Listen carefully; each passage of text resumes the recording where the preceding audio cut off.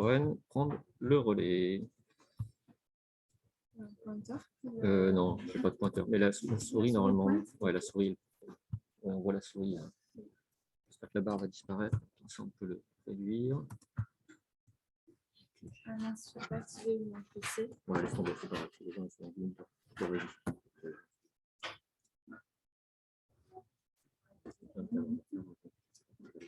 sais pas comment tu fais pour commencer à Zoom. Est-ce que tu as le lien dans le livre? Cliquez dessus, ça va te lancer sur. Du coup, j'ai pas commencé à Ah, Zoom. On checkera un moment.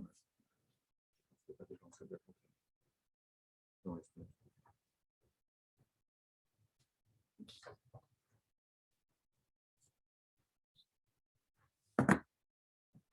Bonjour à tous, donc on va démarrer. Merci pour tout l'intérêt que vous portez à cet atelier. Donc aujourd'hui, on est... passer les diapos.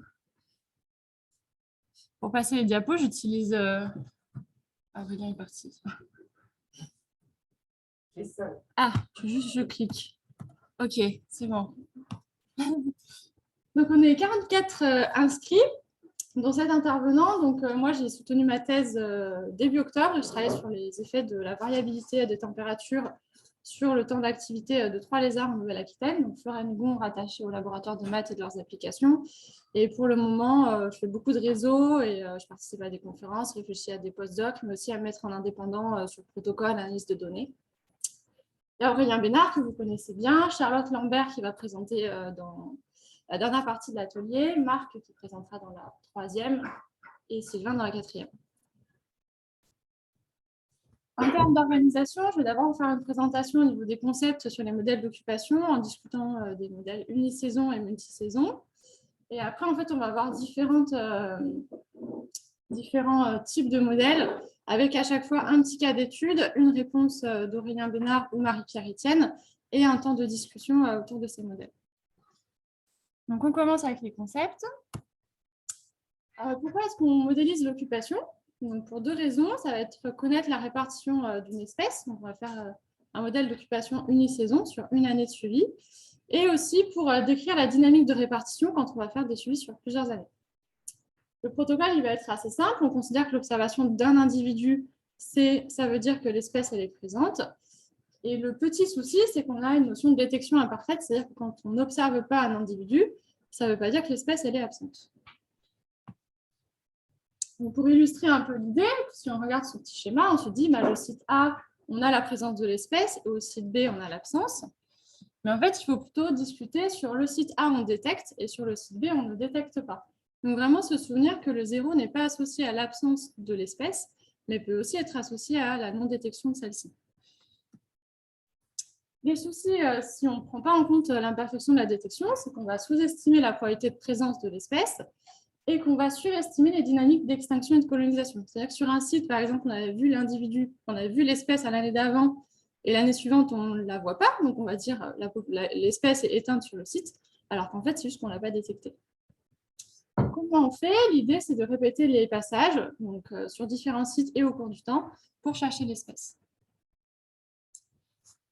On peut mettre en parallèle les histoires de capture, donc dans les modèles de capture, marquage, recapture, avec les histoires de détection et de non-détection. Sauf que la différence, c'est qu'on peut avoir des histoires avec que des zéros. Du coup, en fait, soit l'espèce est absente, soit on ne l'a jamais détectée. Alors que dans les histoires de capture, on a forcément un 1 qui signifie que l'individu a au moins été observé une fois. Si on parle de probabilité, donc là, c'est la probabilité que le site, on n'ait jamais vu d'individu sur le site, soit ça s'exprime comme quoi on a toujours raté l'espèce, donc 1 moins la probabilité de détection à chaque visite, plus le fait qu'elle soit potentiellement vraiment absente. Donc phi, c'est la probabilité d'occupation, et P, à chaque fois, ce sera la probabilité de détection. Pour estimer P et phi, on va le faire par maximum de vraisemblance, donc on va faire un modèle qui va permettre d'estimer ces valeurs pour expliquer au mieux les données. Mathématiquement, ça va correspondre à une hiérarchisation des processus. Le processus d'état, ça va être l'occupation du site, soit le site est occupé, soit le site n'est non occupé. Et en fait, la détection, c'est le processus d'observation qui dépend du processus d'occupation. Évidemment, elle va être conditionnée sur le fait que le site soit occupé ou pas. En termes de protocole, ce qu'on va faire, souvent on fait des échantillonnages standards, mais on verra d'autres échantillonnages avec Aurélien tout à l'heure. On va visiter plusieurs sites, donc e-sites, et plusieurs visites sur chaque site. On parle de N visites. On va faire soit de l'observation directe, donc l'observation des individus, soit de l'observation indirecte, qui vont être les traces, les crottes, les mues, par exemple, pour le lézard ocellé. Et en parallèle de ces observations, on récolte aussi des covariables de site et des covariables d'échantillonnage. Les covariables de site, elles vont caractériser le site. Donc, par exemple, pour cette espèce-là, on va s'intéresser au pourcentage de sable nu sur les placettes de suivi, au nombre de terriers, parce qu'on sait que c'est des endroits où ils vont se cacher ou c'est des gîtes. Ces variables-là, elles sont constantes au cours des visites sur une saison et elles vont informer sur l'occupation et la détection des espèces, des individus. Les covariables d'échantillonnage vont varier pour chaque session d'échantillonnage et elles vont être, par exemple, c'est la température de l'air, la nébulosité au moment du passage et elles informent sur la détection. Évidemment, on les choisit selon la biologie de l'espèce. En termes de données, on a ce type de tableau. Donc, une partie qui va être en fait les détections pour chacune des visites. Donc, la visite 1, visite 2, visite 3. Chaque ligne va correspondre à un site de suivi. Et après, sur les covariables d'échantillonnage, par exemple, on a la température pour chacune des visites, 1, 2 et 3, et la nébulosité pour chacune des visites. Et les covariables de site, par contre, elles sont constantes au cours des visites. Donc, on a une colonne par covariable de site. En termes d'analyse, on peut soit utiliser le programme présence, soit le programme marque, qui vont être des programmes clic-bouton. En fait, on va juste cliquer sur les variables qui nous intéressent pour modéliser la proba de détection et la proba d'occupation. Donc, il n'y a pas de code à écrire, mais le souci, c'est que si quelqu'un veut faire la même analyse que vous, il va falloir que vous lui expliquiez tout ce que vous avez fait. Alors que quand on travaille sous R, on écrit un script, donc on peut, si on transmet notre script à quelqu'un, il peut refaire exactement les mêmes analyses que vous. Donc, il y a le bagage Unmarked qui a été développé pour les modèles d'occupation, mais aussi les modèles d'abondance. Et à chaque fois, vous avez des fonctions qui sont spécifiques là sur l'unisaison, donc une année de suivi. Et puis, vous verrez qu'il y a aussi des fonctions pour multiples saisons. En termes d'hypothèse, on va dire que les sites sont clos. On considère qu'il n'y a pas d'échange il n'y a pas d'échange d'individus entre les placettes de suivi, entre les sites de suivi, et qu'un site occupé va rester occupé au cours des différentes visites et un site inoccupé restera inoccupé au cours des visites. On a aussi une indépendance temporelle des sessions d'observation, c'est-à-dire que la détection à la visite N+1 n'influence pas la détection à la visite N+2. Les caractéristiques du site sont constantes au cours des visites. L'hétérogénéité de la détection va être modélisée par des covariables de site et d'échantillonnage. Et on n'a pas de faux positif, c'est-à-dire que si on détecte l'espèce, on considère qu'elle est présente. Pour respecter ces hypothèses, on va construire un protocole en cohérence avec la biologie de l'espèce, notamment sur la taille des sites et la distance entre les sites, pour respecter l'indépendance spatiale au niveau du domaine vital, de la distance de déplacement et puis aussi de l'effort humain demandé. Et aussi entre les temps entre les visites, donc ni trop court pour éviter la dépendance temporelle, mais ni trop long pour éviter les mouvements d'individus. En termes de limites, même si on va adapter le protocole en fonction de la biologie de l'espèce, on a quand même l'hypothèse d'ouverture des sites, avec des individus qui vont se déplacer entre les sites. Et puis, quand la proba de détection est faible et variable, on a souvent aussi un problème d'hétérogénéité de la détection, qui même si on la modélise avec les covariables de sites et d'échantillonnage, on ne modélise pas assez toute sa variabilité, donc on va avoir du mal à estimer cette probabilité. Quelques recommandations, ça peut être d'adapter le nombre de sites et le nombre de visites en fonction de la rareté, en fonction de la mobilité de l'espèce. Sur des espèces rares, on va faire plus de sites d'études avec moins de visites, alors que sur des espèces communes, on va plutôt faire plus de visites. Si on parle des modèles multisaisons, l'idée, c'est de faire pareil, mais sur plusieurs années. Donc là, par exemple, entre l'année T et l'année T+1, on peut dire qu'il y a 2 sites qui se sont éteints localement et un site qui a été colonisé. Donc, en fait, on va vraiment étudier la dynamique de répartition de la population. Ces processus-là, ils sont associés à un processus de Markov. En fait, on a un changement d'état. Le site, soit il est occupé, soit inoccupé. Et à l'année suivante, il va être soit occupé, soit inoccupé. Donc, à chaque fois, l'état d'occupation à T plus 1 ne dépend que de l'état d'occupation à T. C'est pour ça qu'on parle d'un processus de Markov. Et en plus de ça, donc, on appelle une probabilité de colonisation et une probabilité d'extinction, qui permettent de passer d'un site non occupé à un site occupé avec la colonisation et un site occupé à un site non occupé avec la probabilité d'extinction. On a toujours ce processus d'observation, de détection, qui est conditionné par l'occupation, l'extinction et la colonisation. En termes de données, donc c'est à peu près le même tableau, sauf que vous voyez qu'on a des détections pour l'année 1 et des détections pour l'année 2. Pareil sur les covariables d'échantillonnage, on a les 3 pour l'année 1 et les 3 pour l'année 2. Et les covariables de site, on peut avoir des modifications de site entre les années. Donc, on va avoir une colonne pour l'année 1 et une colonne pour l'année 2. En termes d'analyse, comme tout à l'heure, soit on peut le faire avec présence et marque, et aussi avec le package unmark, avec des fonctions qui sont adaptées pour le multi-saison, et call-x, donc avec la proba de colonisation et la proba d'extinction.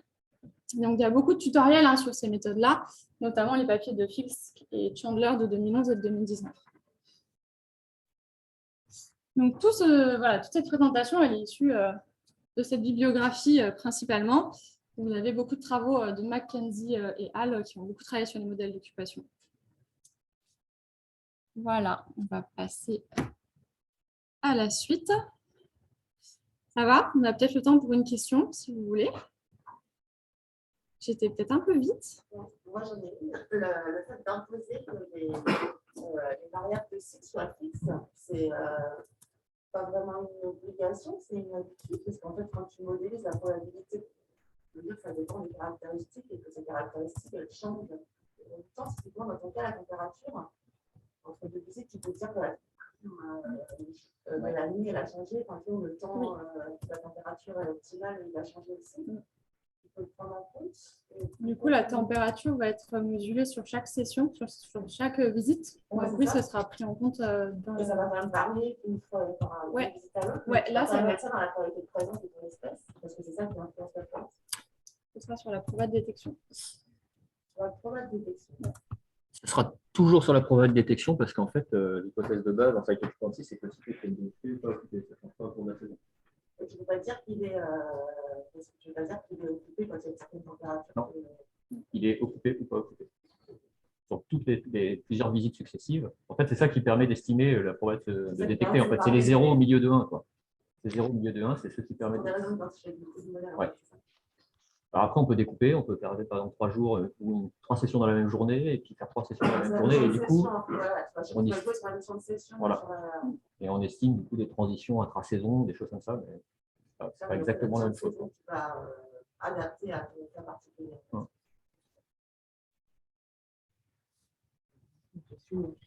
Oui.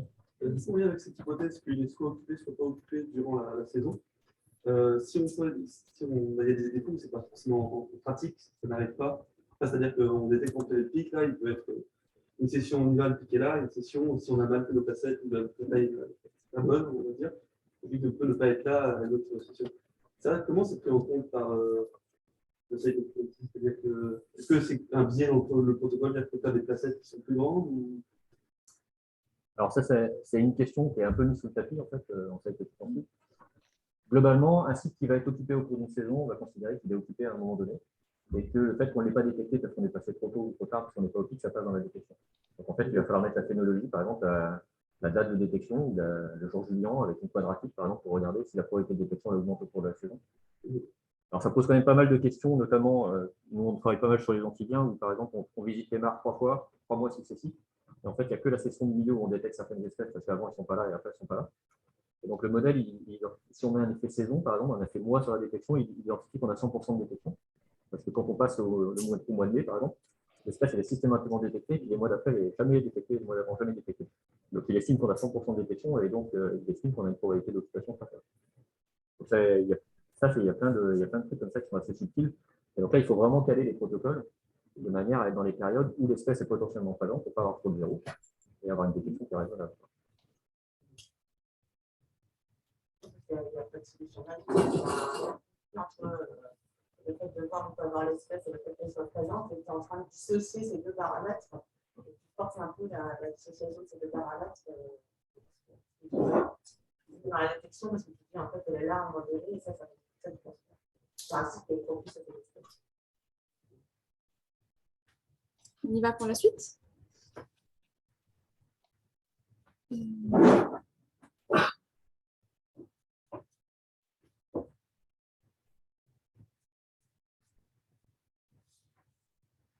Donc là, on va aborder le fait que la probabilité de détection peut varier selon les types d'observation. Si vous êtes en observation directe, donc les individus que vous voyez, ou si vous êtes sur une observation indirecte, donc les crottes, les traces, etc.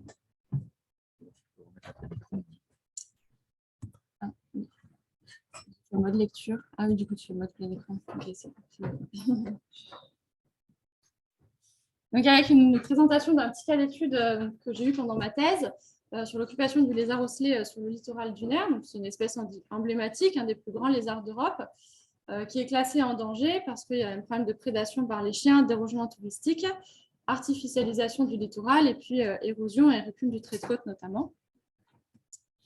C'est une espèce qu'on a suivie sur tout le littoral aquitain avec un ensemble de 79 placettes et 3 visites depuis 2017 chaque année. Donc, le but, c'est de suivre la dynamique d'occupation, colonisation et extinction de toute l'espèce sur le littoral. Ce que l'on fait quand on va sur le terrain, on recherche les individus, donc, ce qui est relativement difficile, parce que c'est une espèce qui part à peu près à 5-6 mètres de distance d'observation. Et donc, ce qu'on fait surtout, c'est des relevés de traces, des nus, des crottes des espèces. Sauf que, en fait, on a beaucoup de variabilité au sein de notre habitat. On va avoir des placettes qui sont très enherbées, et puis des placettes qui ont beaucoup de sable. Et puis même au sein de la placette, on a des zones très sableuses et puis des zones beaucoup plus végétalisées. Donc en fait, la probabilité de détection selon les placettes varie. Et puis aussi, surtout, par exemple, sur cette placette, c'est beaucoup plus facile d'observer des traces à cet endroit-là qu'à cet endroit-là. Donc en fait, ça va varier selon, par exemple, la proportion de sable nu sur la placette et selon si l'individu est réellement observé ou si c'est une observation indirecte. Et donc, Aurélien il va nous expliquer comment est-ce qu'on peut prendre en compte ces variations de probabilité de détection selon si l'observation est directe ou indirecte. Alors en fait, ce n'est pas un problème très compliqué, mais ça n'a pas été... c'est pas quelque chose qui a été publié, en tout cas, dans la littérature. Site Occupancy, il y a une pléthore d'articles sur les 15 dernières années. Il y a vraiment des centaines et des centaines d'articles qui sont sortis. Mais c'est un cas qui n'a jamais été traité explicitement. Alors, il y a des modèles assez proches qui s'appellent les modèles multiméthodes ou les modèles multiscale qui ont été développés par Nichols, qui permettent plutôt de gérer le fait que les placettes sont ouvertes, par exemple, avec des individus qui ont des domaines vitaux plus grands que la placette d'échantillonnage. Et en fait, on peut transférer une partie du raisonnement à des méthodes où on a deux sources de détection différentes. Ce qui est important pour pouvoir gérer le problème, c'est de bien noter de manière séparée, de manière indépendante, les deux sources d'informations différentes. Donc, on note la présence des individus et on note la présence des traces. Ce qu'il ne faut absolument pas faire, c'est, une fois qu'on a détecté l'individu, par exemple, sortir de la placette sans chercher les traces. Alors, le site occupancy classique, c'est comme ça. On a un site qui peut être occupé, non occupé. Et quand il est occupé, il peut être détecté ou non détecté. Et évidemment, quand il est non occupé, s'il n'y a pas de faux positif, il est non détecté. On peut généraliser ça à deux sources d'informations. Donc là, j'ai mis détection des individus, détection des traces, qui correspond aux lézards osselets. On a fait des choses un peu équivalentes sur d'autres espèces. Ou globalement, un site qui va être toujours occupé ou non occupé. Et ensuite, quand il est occupé, il va avoir une trajectoire qui peut être détectée avec l'indice I, et puis détectée avec les individus, et puis détectée avec les traces. On va coder d'une certaine manière. Il peut être détecté avec un seul des deux types d'informations, ici et ici, et puis il ne peut ne pas être détecté ni avec l'un ni avec l'autre source d'information. Et donc, en fait, on va se retrouver avec des histoires de détection qui vont être codées non plus en 0 et 1, mais qui vont être codées en 0, 1, 2, 3, qui vont correspondre à absence de détection, détection avec un des types de traces, détection avec l'autre type de traces, ou détection avec les deux types de traces. Et ça, ça se modélise assez facilement avec une multinomiale. Donc, je vous ai mis deux exemples ici. Donc, je vous ai remis les différents états de détection. les deux probabilités de détecter les individus, probabilité de détecter les traces. Et puis, pour chaque histoire de détection, comme Florian l'a dit tout à l'heure, que des histoires en multisaison, on peut écrire la probabilité d'observer cette histoire, sachant le pays et puis sachant la probabilité d'occupation. Donc, on va avoir la probabilité de ce site-là. Premier passage, on a raté l'espèce. Deuxième passage, on a détecté que les traces. Donc, on a deux passages. On sait que le site est occupé puisque le site est clos. Il est occupé ou pas occupé. Donc là, il a été détecté en cette espèce occupée. Donc, on a probabilité d'occupation multipliée par, au premier passage, on a raté les individus, on a raté les traces. Et au deuxième passage, on a raté les individus, on a détecté les traces. Donc, aucune difficulté, on peut faire pareil pour les histoires où il y a 2 zéros. Donc là, on a une incertitude sur l'état du site, il est soit occupé et on l'a raté systématiquement, soit il est inoccupé. Donc, il peut être inoccupé, en moins de si. Et puis, il peut être occupé, raté avec les deux méthodes au premier passage, raté avec les deux méthodes au deuxième passage. Donc ça, c'est très facile à estimer. Hein. Vous mettez ça. Alors, il n'y a malheureusement pas, typiquement sous Wenmark, vous ne pouvez pas faire ça. Hein. Il n'y a pas de package Schwer qui permet de le faire, mais vous pouvez le décrire dans le cadre bayésien, c'est assez trivial à estimer. Et bien sûr, comme vous séparez les deux processus de détection avec les individus et les traces, vous pouvez être des covariables sur PI ou sur PT qui peuvent être différentes, qui peuvent être ce que vous voulez. Alors, il y a quand même un certain nombre d'hypothèses derrière cette écriture. Globalement, c'est les mêmes hypothèses qu'en site occupancy classique pour tout ce qui est présence sur les sites. Ce qui est très important, c'est que les informations des deux sources de détection doivent être indépendantes. Alors pourquoi c'est important? Parce que là, on fait la multiplication des deux probabilités, probabilité d'être détecté avec les traces, puis probabilité d'être détecté avec les individus. Donc il faut absolument que ces informations soient indépendantes, ce qui peut poser des problèmes sur la manière dont on fait le terrain. Typiquement, on détecte des traces, donc on cherche plus intensément les individus. Au contraire, on ne détecte pas de traces, donc on cherche moins intensément les individus. Donc ça peut avoir un impact sur la manière de conduire le terrain. Et puis, ça pose pas mal de questions sur l'ouverture des sites. Typiquement, des traces, c'est moins fiable que la présence d'un individu, souvent, parce qu'il peut y avoir des sites de passage. Vous avez une placette qui est sur un site de transit d'un individu, et du coup, vous estimez une probabilité de détection des traces qui est un mélange entre le fait que le site est visité par des individus, mais pas nécessairement occupé en plein. Et alors, moi, je n'ai pas de réponse sur ça, ça va dépendre des cas d'études, il faut y réfléchir quand vous travaillez sur vos différents systèmes. Et puis, ce qu'il faut voir, c'est que la probabilité de détection des indices, c'est un mélange entre deux choses. C'est la probabilité de créer un indice, c'est-à-dire que l'individu laisse un indice, et la probabilité que vous détectiez cet indice. Et alors, pour les gens qui travaillent un petit peu sur les estimations de densité en distance sampling et tout ça, cette histoire de créer des indices, là, ça pose pas mal de questions, parce que les indices, ils apparaissent, ils disparaissent. Ils ont un rythme d'apparition et un rythme de disparition, et donc potentiellement, ça peut avoir des conséquences sur les estimations des probabilités de détection, comment on les modélise. C'est souvent très hétérogène dans le temps et dans l'espace, donc ça peut poser un certain nombre de questions. Voilà, pas plus sur cette partie-là. Alors si nous, c'est un truc qu'on a fait concrètement, c'est un dispositif qu'on a utilisé sur 2 cas d'études. On a utilisé ça notamment dans la plaine de Crau, on a travaillé sur le criquet de Crau, une espèce endémique de criquet en voie de disparition en France, avec une doctorante allemande et puis Laurent Tapin, qui était responsable scientifique de la réserve de Crau. Et sur ce criquet, on a travaillé avec des humains et des chiens. On s'intéressait à la capacité de détection des chiens versus des humains. C'est des espèces hyper cryptiques, très difficiles à détecter. Donc, on avait des petites placettes sur lesquelles on cherchait des indices, donc des mus, typiquement, et puis des individus. Et donc là, vous avez les résultats du modèle où on compare la probabilité de détection des indices et des individus par les chiens et par les humains, et la probabilité d'occupation des placettes. Vous voyez que globalement, les chiens sont un peu plus efficaces que les humains. Ce n'est pas non plus radical. Et puis que la probabilité de détecter des indices, elle n'est pas complètement nulle, même si c'est pourtant des tout petits bouts de trucs qui sont au milieu de placettes. Questions sur cette partie-là? Je ne sais pas combien de temps on a du coup, 9h40. Donc on a 10 minutes pour des questions sur cette partie-là. Ça peut être des questions générales aussi. Oui. Une question, c'est à force de rajouter, ça fait rajouter un protocole. On a finalement aussi rajouté un biais derrière ce protocole-là. Est-ce que ça ne peut pas finalement augmenter la variabilité de ce qu'on va rechercher, notamment la probabilité de détection d'un individu? Le fait de rajouter, je vais rechercher les traces, je vais avoir, il faut que, une fois que j'ai trouvé un individu, que je continue à mettre le même effort pour rechercher les traces, et inversement, parce qu'il n'y a pas, finalement, on va augmenter, au départ, une histoire qui était relativement simple, chercher des individus au monde. Ça va pas augmenter cette variabilité-là. Alors, ça peut augmenter l'hétérogénéité, ça dépend comment est construit le protocole. Alors, je ne sais pas comment vous faites sur les lézards osselets. Moi, j'ai travaillé sur des données de lézards osselets un peu du même type, où en fait, on a un temps dédié pour l'observation des individus et un temps dédié pour la recherche de traces. Donc là, a priori, il n'y a pas de souci, ce n'est pas en compétition, les temps sont dédiés. Ce qui peut arriver, c'est effectivement, c'est un peu ce que je disais sur l'histoire d'indépendance entre les deux processus. Si le fait de détecter une trace ou de ne pas détecter une trace vous empêche de chercher des individus parce que vous passez plus de temps à regarder des traces, là, ça peut effectivement créer des difficultés. Et donc, ça va faire surtout que les informations ne vont pas être indépendantes, et donc ça peut rajouter du biais. Tout dépend comment vous construisez votre protocole. Alors, ce qui est vraiment important à avoir en tête, c'est qu'en site occupancy, les estimations elles sont précises quand la probabilité de détecter globale, elle est forte. Plus vous êtes proche de 1, plus votre estimation elle est précise. Donc, si vous rajoutez des informations qui vous amènent beaucoup d'informations, typiquement des traces, si vous avez beaucoup de traces, vous avez intérêt à rajouter un petit peu d'hétérogénéité pour gagner beaucoup en précision.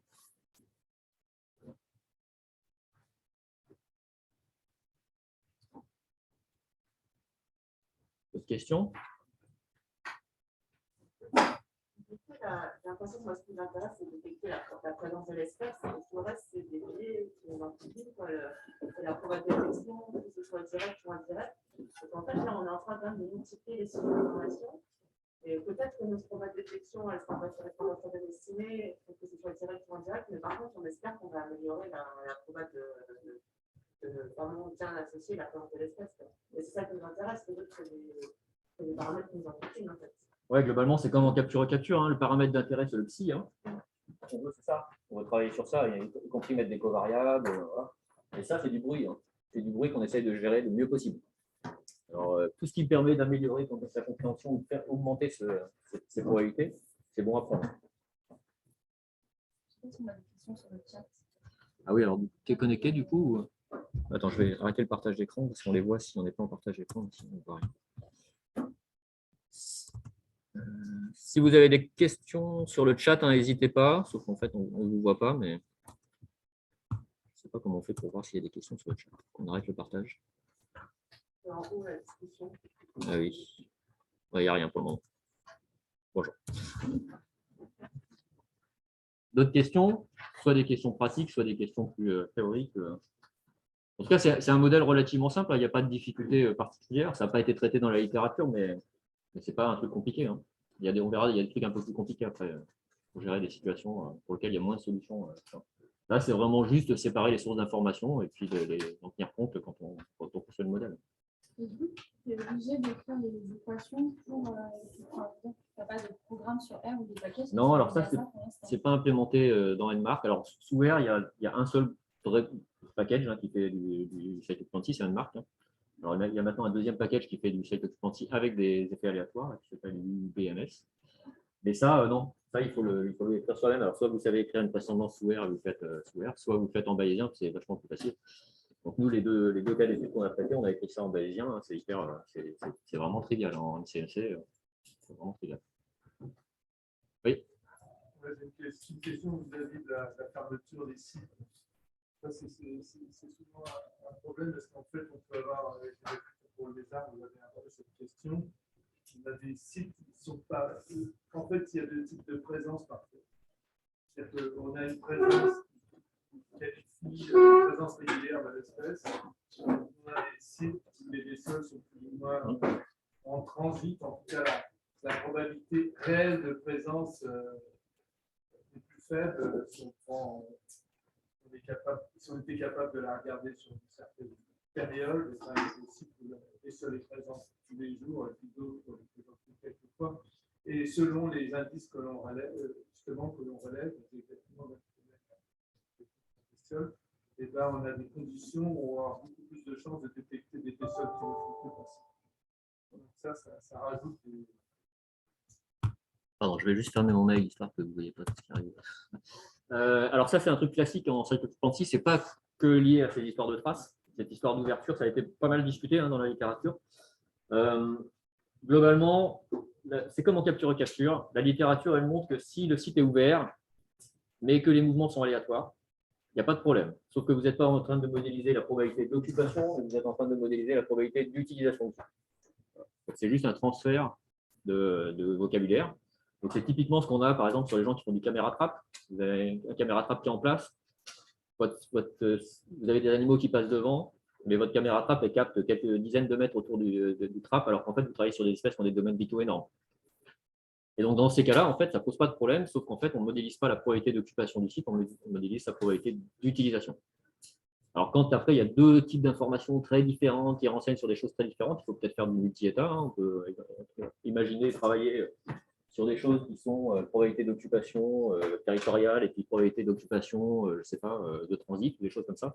Ça n'a pas été fait dans la littérature, mais c'est peut-être possible. Parce qu'en fait, selon les conditions du milieu, il peut peut-être avoir des variables delta, de site, plus ou moins raccord avec ces différences d'état de la présence d'occupation. Oui. À ce moment-là, tu peux mettre des covariables sur psi en voyant si ça impacte et sur P. Alors, ces méthodes de taille d'occupancy, c'est assez flexible maintenant, beaucoup de choses, mais il y a quand même des hypothèses derrière. Et, alors, typiquement, si vous avez des dispositifs où en fait vos espèces elles colonisent, elles abandonnent, un peu comme on parlait, ça peut générer vraiment des biais très très forts sur les estimations. Donc, cette histoire d'utilisation d'occupancy, c'est vraiment l'hypothèse de base, c'est détection, mouvement aléatoire, hein, abandon, colonisation aléatoire au cours de la saison. Donc, typiquement, les cas où vous avez un piège qui est au milieu d'un domaine vital et vos animaux ils se baladent dans le domaine vital. Donc, de temps en temps, ils sont présents devant le piège, de temps en temps, ils ne sont pas présents devant le piège. Ça ne pose pas de problème. Si vous avez des flux de migration, par exemple, ou des transferts d'individus qui passent un moment sur votre site, là, ça ne marche pas du tout. Hein. Ça dépend beaucoup comment sont structurés les mouvements. En fait. Oui. Et si le mouvement n'est pas aléatoire au sein du domaine vital? C'est toujours le cas, en fait. Mais là, voilà. Là, on touche les limites méthodo. Hein. Là, il faut poser des hypothèses. Comme dans tous les modèles, il y a des hypothèses et elles sont toujours plus ou moins respectées. Si après, vous êtes sûr que votre domaine vital il est tout petit, avec une grande zone d'activité, mais très diffuse et un truc très actif, bah, du coup, votre P, en fait, il va être complètement impacté par la distance au centre d'activité, typiquement. Donc là, on revient sur les histoires de capture-recapture. Il y a une littérature très, très riche hein, sur la capture-recapture pour modéliser la probabilité de détection en fonction de la distance au centre d'activité. Donc, en spatialement explicite, on estime la probabilité, on estime la répartition des centres d'activité des individus. Donc, ça, c'est aussi possible. Mais en site occupancy, ça n'existe pas. On peut faire du site occupancy spatialement explicite, mais on ne fait pas de spatialement explicite sur le P, on fait du spatialement explicite sur le T.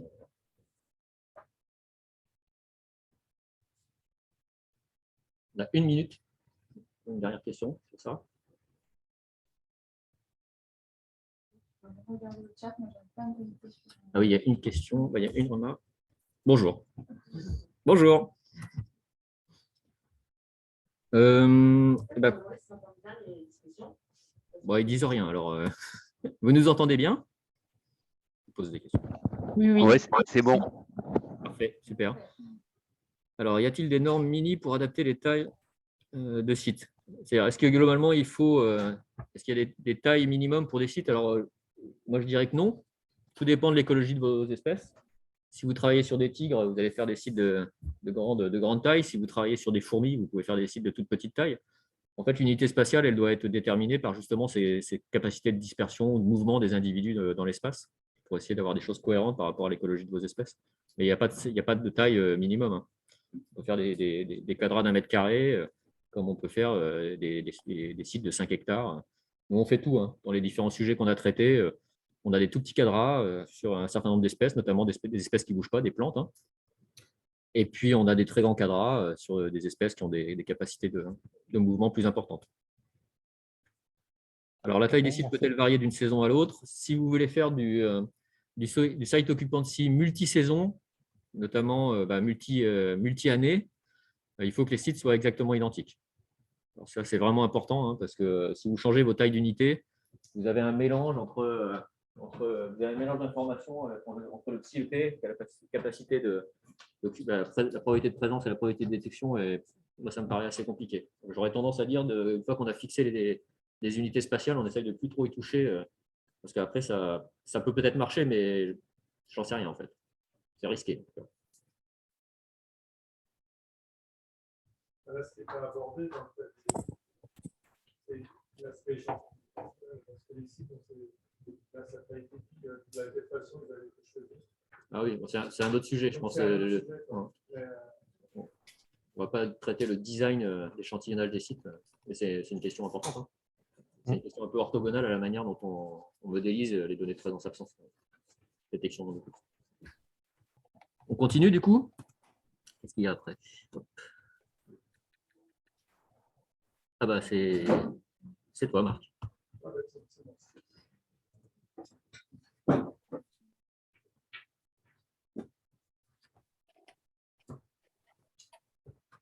Il ne faut pas attendre de moi que je vous explique des tas de choses. Je suis plus en questionnement que dans les réponses. Donc, en fait, c'est très raccord avec tout ce qui vient d'être dit. C'est un projet qui débute pour tenter de mettre au point un protocole d'estimation de l'abondance via la présence-absence de ces magnifiques oiseaux, la gélinote des bois, que tout le monde connaît, évidemment. C'est le plus bel oiseau du monde. Et donc, cet oiseau a beaucoup d'intérêt dans le sens qu'il y a des enjeux de conservation. C'est une espèce qui régresse très fortement en France, mais ailleurs en Europe. Il y a des gros enjeux de monitoring. On n'a en fait aucune technique de suivi qui tienne vraiment la route. Alors, il y a eu plein de choses qui ont été mises au point ces 50 dernières années. Aucune des solutions n'est très satisfaisante pour la raison essentielle que l'espèce est extrêmement difficile à détecter. C'est plus gros qu'un criquet, mais ça reste super dur à détecter dans des forêts denses. Et les méthodes indiciaires qui existaient déjà sont tellement barbantes à mettre en œuvre sur le terrain que personne ne veut les appliquer. Donc ça, c'est un sujet qui est important en matière de monitoring, puisque généralement, on ne s'adresse pas forcément toujours à des professionnels. Et même les professionnels ont des fois pas envie de faire le boulot que vous voulez qu'ils fassent. Et donc, il faut trouver le moyen de mettre au point des protocoles qui ne soient pas trop chiants. Ça, ce n'est pas dans la littérature, mais c'est super important parce que les effets observateurs explosent quand le truc est chiant à mettre en œuvre. Il y a ceux qui résistent au truc chiant, il y a ceux qui ne veulent pas le faire et qui font ça n'importe comment. Et puis, le dernier point, c'est une espèce qui est intéressante parce qu'elle est très, très liée à la structure et à la composition de la forêt. Donc, elle est très raccord avec ce que les forestiers mettent en œuvre pour exploiter la forêt. Et elle est très sensible à ces différents modes de gestion. Donc, ce que j'essaie de faire en ce moment, c'est toujours une méthode indiciaire avec donc, comme indice d'abondance la fréquence d'occurrence par maille, avec l'idée que l'on puisse prospecter les indices. Alors, c'est une espèce sédentaire qui fait une crotte tous les quarts d'heure. C'est incroyable, mais c'est comme ça. Alors, ça ne reste pas bien gros, c'est plus gros qu'une crotte de criquet, mais c'est guère plus gros qu'une crotte de lézard ocellé. Mais quand même, elles se conservent assez longtemps et elles peuvent être potentiellement abondantes et conservées en hiver. Donc, l'hiver est une période ou le début du printemps jusqu'à maintenant très favorable. Donc, on a le souci de pouvoir mettre en œuvre la méthode sur une période assez longue pour avoir le temps de le faire. Du coup, on postule que la population ne bouge pas pendant une période peut-être trop longue. Et on utilise la neige comme moyen, effectivement, comme elle habite surtout la montagne, de détecter plus facilement les indices, avec tous les problèmes que ça pose. Auparavant, j'avais essayé de mettre au point une méthode indiciaire où on attendait que la neige fonde pour ne pas être parasité par les effets variables de la détection. Sauf que quand on fait ça, les gens ont du mal à le mettre en œuvre parce que c'est casse-pied. Et deuxièmement, c'est plus difficile à détecter. Donc, il y a tout ce problème de la modélisation des conditions d'enneigement. Et il ne suffit pas de mesurer le taux de couverture de la neige, qui n'est pas bien compliqué, mais c'est vraiment aussi les questions de qualité de la neige.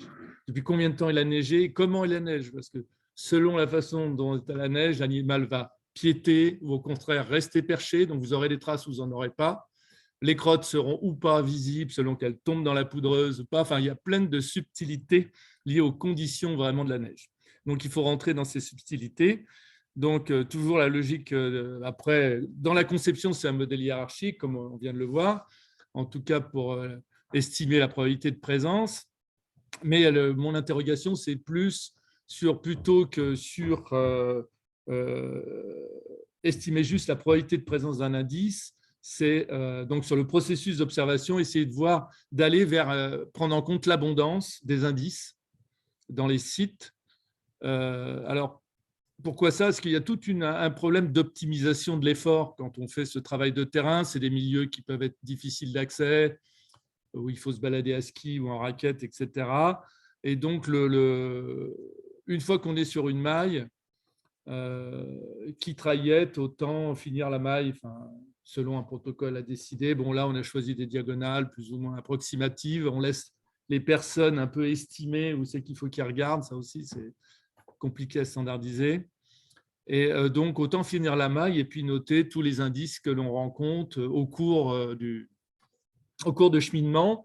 Donc, en théorie, on pourrait modéliser l'abondance de l'indice avec des modèles type poisson ou autres, avec tout ce problème que donc l'idée d'avoir un transect où on mesure une abondance le long d'un transect, avec soit donc cette mesure de l'abondance ou soit un succès d'année de l'abondance qui serait le fameux time to detection dont on va parler tout à l'heure. Donc le time to detection, c'est l'idée que moins vous mettez de temps pour trouver un indice, plus cet indice est en fait abondant dans le site. Ça a un intérêt par rapport à mesurer l'abondance le long du transect, c'est qu'il n'y a pas de problème d'autocorrélation sérielle. Le long des observations que vous faites le long du transect, il y a toujours ce problème d'autocorrélation. Donc, ça, vous vous affranchissez quand vous prenez le temps de détection, mais effectivement, ça reste encore une corrélation à l'abondance, une corrélation de corrélation. Donc, moi, j'ai plein d'interrogations sur quel genre de modèles seront finalement le plus favorable. J'ai juste à peine commencé à explorer un jeu de données là, qui n'est même pas terminé. Donc, il y a eu 113 mailles d'un hectare qui ont été prospectées. Je ne suis même pas au stade de faire de l'échantillonnage spatial. On a été à faire des transects tout droit. Bon, ça, c'est un sujet, comme a dit Aurélien, c'est un sujet en soi. Donc, on a des temps de détection, on a la question de type d'indice. Donc, c'est exactement raccord avec ce que vient de dire Aurélien. D'après moi, il faudra qu'on modélise différemment ce qui relève des traces et ce qui relève des crottes, même si les crottes restent plus fréquemment observées. En fait, parce que les traces, il faut vraiment que les conditions de neige soient au top. Et ça, ce n'est pas souvent. Et donc, voilà, avec un peu les deux stratégies. À gauche, on a un jeu de données comme ça. Si on fait les répétitions, on est dans la présence-absence et modèle d'occupancy classique. Et puis, à droite, la question donc d'explorer le fait de ne pas faire de répétition, ou en tout cas d'en faire moins. Parce que ça serait surtout ça. Dans un monde idéal, on mesurerait juste le temps de la première détection et avec ça, on serait content et on passerait à la maille suivante. Bon, je ne suis pas sûr que ça soit suffisamment fiable. Ce n'est pas un problème de fiabilité, c'est un problème de précision de l'estimateur. Donc, je vais me mettre dans la position de pouvoir tester les différents modèles avec le même jeu de données, puisqu'on va répéter quand même. Donc, on fera des répétitions et j'aurai la question de savoir finalement, de comparer les modèles sur un jeu de données identique et de voir finalement, en termes d'estimation des différents paramètres, lesquels gardent une précision, on va dire, acceptable, puisque la question de la précision de l'estimation de la probabilité de présence, c'est quand même important. Même si on n'est pas biaisé, si on a une imprécision extrêmement forte, autant aller au bistrot puis le faire au dé. Voilà. Donc, c'est tout ce que je voulais vous dire. Alors, c'est un sujet compliqué. J'ai une note, c'est compliqué. Ça mélange tout. Ça mélange les types de traces différents, ça mélange des espèces rares, des espèces difficiles à détecter. Alors, c'est l'occasion de vous présenter deux méthodes qui ne sont pas nécessairement bien adaptées à la situation de la gélinote, mais on va balayer là deux méthodes différentes. Et puis, il y a une troisième méthode qu'on verra à la fin de l'atelier qui me semble être ce que cherche Marc. Mais c'est plus lié à un autre exemple, mais ce n'est pas grave, gardez ça en tête. Alors, un truc important en site occupancy, malgré une quinzaine d'années de littérature, les gens qui se sont intéressés au site occupancy ne se sont pas trop intéressés aux stratégies d'échantillonnage, notamment quand on travaille sur des espèces rares. Alors, c'est assez paradoxal parce que le site occupancy c'est souvent mis en avant comme une méthode particulièrement adaptée aux espèces rares. Et puis, en fait, finalement, les gens les utilisent quand même surtout pour des espèces relativement fréquentes. Alors, en 2017, il y a un article qui est sorti dans NME, là, qui s'intéressait spécifiquement à comment échantillonner dans l'espace et dans le temps pour des espèces qui sont rares dans l'espace. Alors, il y a trois classiquement, il y a deux grands standards en site occupancy avant cette publication. Vous avez donc là, il y a un certain nombre de sites, il y a des sites occupés, ça c'est le vrai état, des sites occupés non occupés. Et puis vous avez le protocole standard qui dit, voilà, vous faites 3 passages, 5 passages, un certain nombre de passages sur les différents sites. Il y a un papier qui a été publié par McKenzie, qui est la personne qui a développé ces modèles de site occupancy, qui parlait de protocole de removal. C'est-à-dire que vous allez sur le terrain, dès que vous avez détecté l'espèce, vous ne revenez plus sur les sites. Ça marche assez bien. Ça pose pas mal de questions pour bien modéliser la probabilité de détection. Dès que vous avez des hétérogénéités de la détection, ça marche assez mal. Et puis, cette équipe-là, ils ont fait le pari contraire. Ils ont dit, on va prospecter les sites une fois. Donc là, c'est la première visite, là. Et puis, on va reprospecter des sites sur lesquels on a déjà détecté l'espèce, mais on ne va pas retourner sur les sites sur lesquels on n'a pas détecté l'espèce au premier passage. Ça paraît hyper contre-intuitif, parce qu'on se dit, en fait, on va aller tout le temps sur les sites occupés. Et puis, on ne va pas aller détecter des nouveaux sites. Alors, en fait, en décortiquant un peu, c'est assez intuitif. L'idée, c'est que sur les espèces rares, la probabilité qu'un site soit occupé, elle est faible. Donc, vous n'avez pas intérêt à retourner sur des sites où vous n'avez rien vu, parce que la probabilité d'occupation, elle est faible, il y a de grandes chances que ce site soit vide. Comme en site occupancy, pour avoir des estimations précises, il nous faut une bonne estimation de la probabilité de détection. On a intérêt à retourner sur des sites sur lesquels on a détecté l'espèce, parce qu'on sait qu'elle est présente, et donc on va, en multipliant les visites sur ce site, on va multiplier les alternances de 1 et de 0, et donc on va pouvoir estimer la probabilité de détection. Si vous multipliez sur une espèce rare des visites sur des sites où vous n'avez rien vu, vous allez multiplier le nombre de visites où vous allez avoir que des zéros. Et ça, ces sites où il n'y a que des zéros, c'est un mélange de sites d'absence et de sites où vous n'avez rien détecté.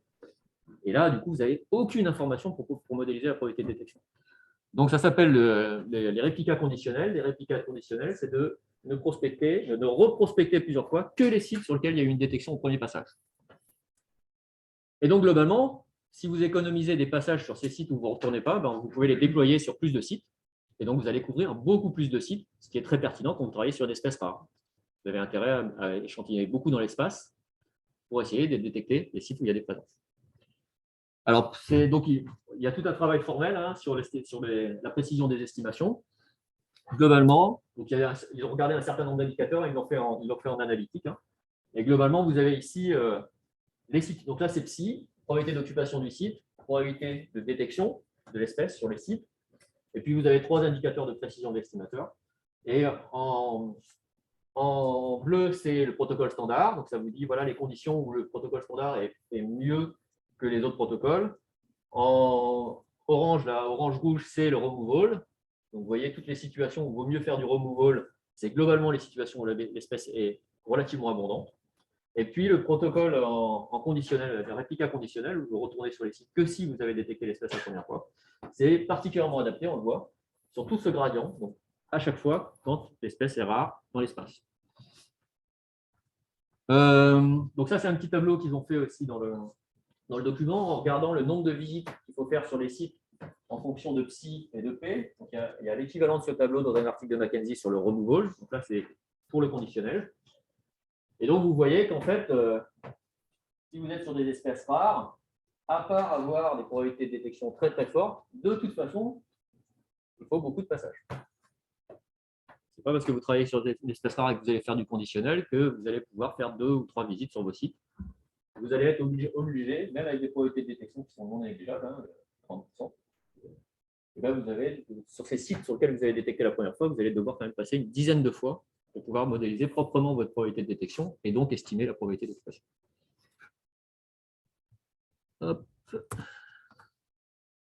Alors nous, c'est quelque chose qu'on a mis en place il y a 2-3 ans là, sur encore des reptiles. On a fait ça sur le phylodactyle, sur le lèvre d'Europe, dans le cadre d'une préétude pour étudier sur le Frioul. Donc voilà, c'est l'île du parc national des Calanques. Et on a fait des transects. Donc là, c'est un plan d'échantillonnage complètement systématique. Et sur ces transects, on a relevé des présences-absences de 2 types, soit des individus, soit des traces. Et globalement, l'idée, c'était de faire du conditionnel. Donc, c'est une espèce qui est considérée comme relativement rare à l'échelle de l'archipel. Et donc, on passait une première fois, et quand le site était positif, on repassait plusieurs fois, et quand il était négatif, on passait au transect suivant. Ça nous a conduit à faire 253 transects avec jusqu'à 15 passages par transect. Et on a fait ça avec plein de monde, avec une trentaine d'observateurs, et on a détecté 44 fois l'espèce, soit des individus, soit des crottes. Donc c'est pas hyper, ça fait pas quand même une grosse masse de données pour l'effort d'échantillonnage réalisé. C'est du travail de nuit, ça coûte pas plus cher. On a une probabilité d'occupation de 0,27. Donc c'est pas une espèce super rare, mais bon quand même, c'est pas hyper présent. Et puis vous avez ici les probabilités de détection des crottes et puis des individus. Et donc, vous voyez que la probabilité de détection des individus et des crottes, la nuit, c'est pas mal, 30%. Par contre, de jour, probabilité de détection des individus, 3%, et des crottes, même chose que la nuit. Donc, ça, c'est juste un exemple. Et donc, si on avait fait du site occupancy classique, on aurait fait beaucoup moins de sites. On aurait prospecté beaucoup moins largement l'île, ce qui aurait été probablement néfaste en termes de précision des estimations. Là, on est dans une situation, si on regarde le tableau, on est un peu entre le standard et le conditionnel, il n'y a pas photo, c'est pas hyper flagrant parce qu'on est dans des détections d'occupation qui ne sont pas non plus complètement ridicules. Voilà. Est-ce que vous avez des questions Non, on continue ou on continue. Autre type de méthode.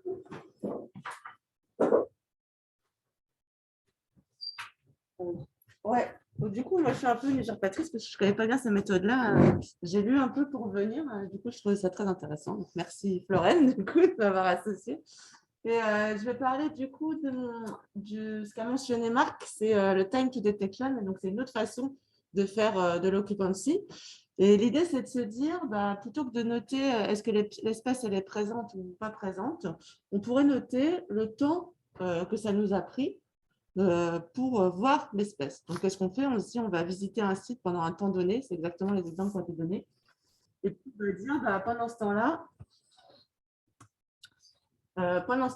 on va noter, si je vois l'espèce, pas seulement que je l'ai vue, je vais noter combien de temps ça m'a pris pour la voir. Donc, qu'est-ce qui se passe? On va faire le lien, du coup, entre ça et l'occupancy.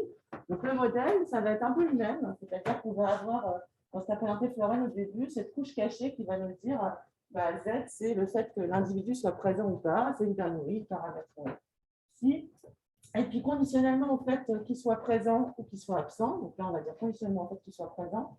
Qu'est-ce qui se passe? On va modéliser le temps que ça prend pour le voir.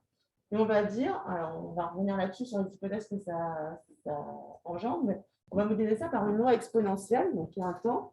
Et puis, comme on ne va pas rester une infinité de temps sur le site, en fait, on va dire qu'on a une loi exponentielle qui est censurée, parce que je vais regarder ça pendant jusqu'à un temps max, que j'ai appelé ici digimax. Et donc, qu'est-ce qui va se passer? Sur la période où je reste sur ma placette, c'est vraiment un temps exponentiel. Et puis, à un moment, je décide de partir. Donc, quand je pars, je ne sais pas si j'avais attendu plus, est-ce que j'aurais vu l'espèce finalement, ou est-ce que vraiment elle est absente et que je le fais. Et donc, quand on fait ça, en fait, il y a un lien très facile. Alors, les hypothèses, peut-être déjà.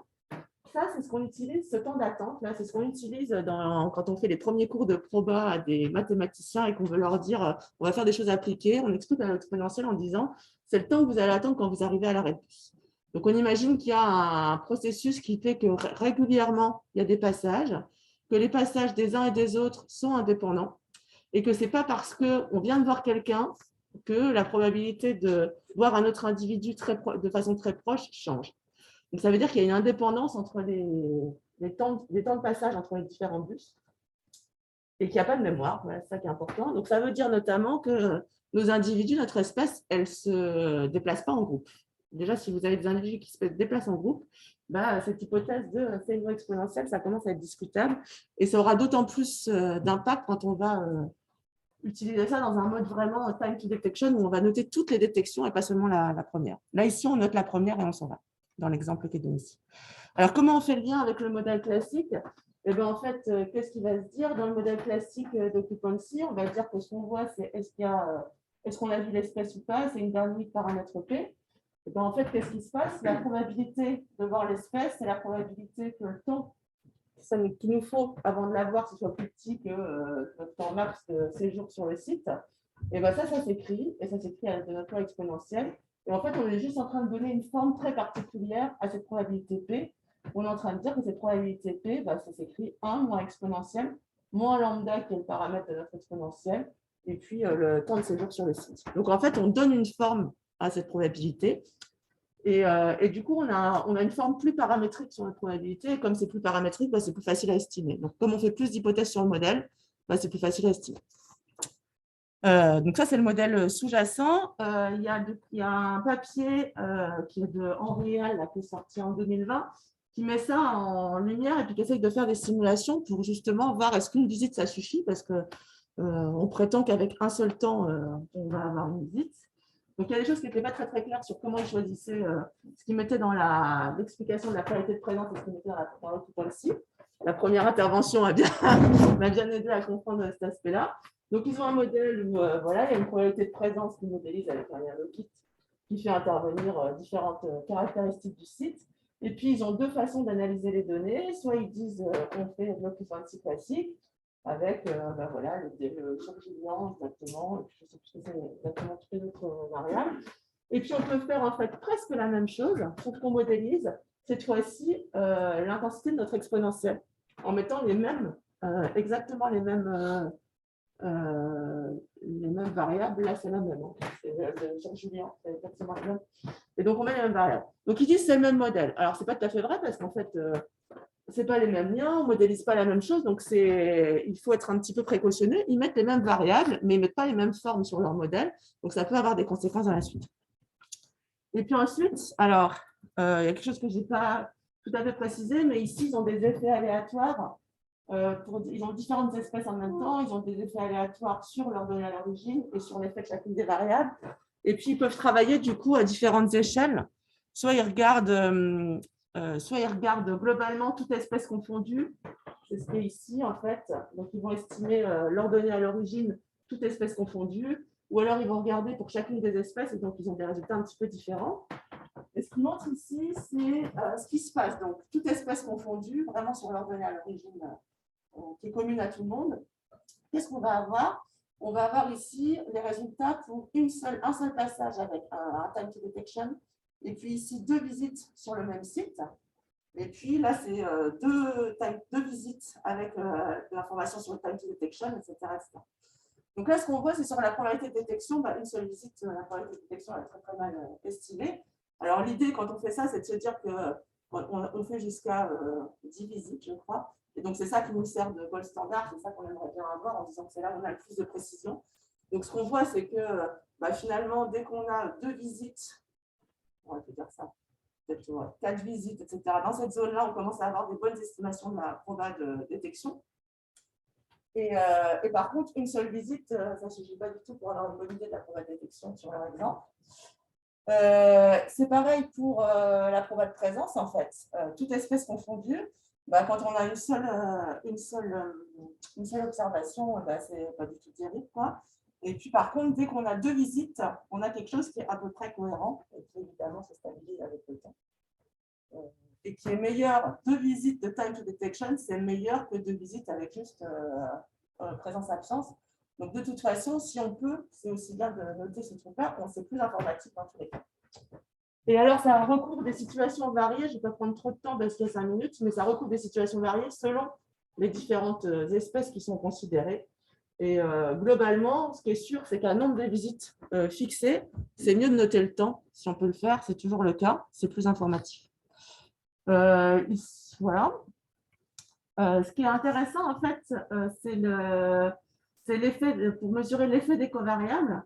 Et en fait, donc là, c'est l'effet des covariables sur la probabilité de présence. Et ça, c'est l'effet des covariables sur la détection, avec un nombre de visites que j'ai noté ici. En jaune, c'est 1 visite, 2 visites, 4 visites, 8 visites.